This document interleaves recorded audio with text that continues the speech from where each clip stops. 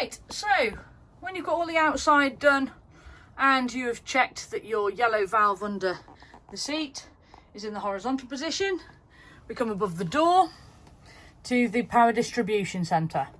So power on.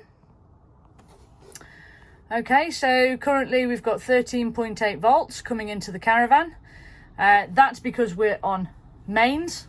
If you were to remove the mains lead, it would show the true value of the battery in there. Lighting, so we've got that one is for your little spotlights. They're all separately switched, but that's a master switch to them. Okay. We have above cupboard lights, which is dimmable as well on the settings.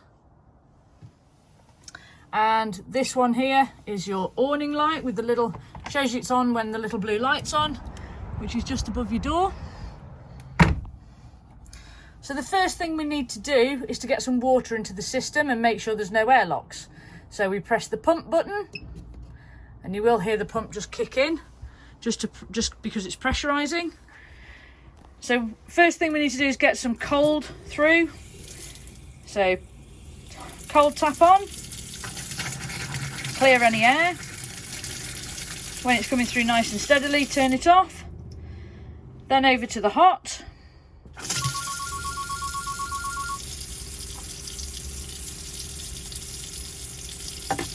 Nice and steady. Turn that off. We do exactly the same in the bathroom.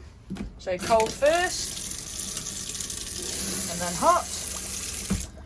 And the shower, point it away from me because I'm likely to get soaked. So cold first, then we go to hot. So we now know that there's water in the entire system and there's no airlocks in it. So now we come to above the door again to the Truma panel.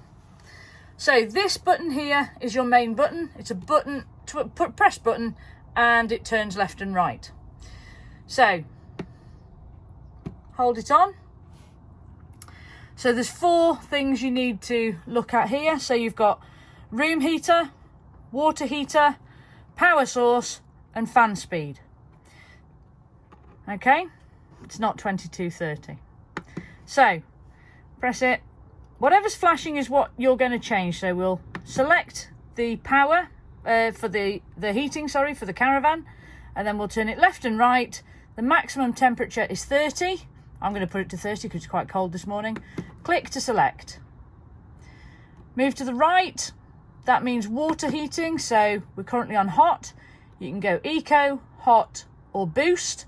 Boost is 15 minutes of hot water, and then it will drop it down to eco, which is 50 degrees. So I normally leave it on eco. Move it across again to make the power source flash. Right, so how do we want to power it? Now we're on mains here, but we've got electric and 2 kilowatt, electric and 1 kilowatt. The most power consuming setting is mix 2. That's gas and electric on 2 kilowatt, but it is the fastest form of heating. So if it is cold when you first get there, I'd whack it on to mix 2 for the first hour. Mix 1 is a mixture of mains on 1 kilowatt and gas, or you can just have it on gas. So I'm going to just put it on gas for now. So this is a blown air system, so we must always have the fan on. So you can have the fan on constantly high, or the fan on eco, which will just cut in and out with the thermostat, which the thermostat is this little black bit here. Okay, so now if you leave it alone, the panel will go into rest mode. So it'll show you the time and the temperature it's set to. And then if you leave it alone a little bit longer, the panel will go dark. So it's not keep you awake at night. Okay. So the bottom, if you keep scrolling to the right, you'll eventually get to these. Okay, this is a timer. So you can set the heating and hot water to come on at a certain time. That's the back button to take you back to the main screen. go to the right, that's the clock. So the clock, we can set, the time is 13:15. So we'll set the correct time, 13:15.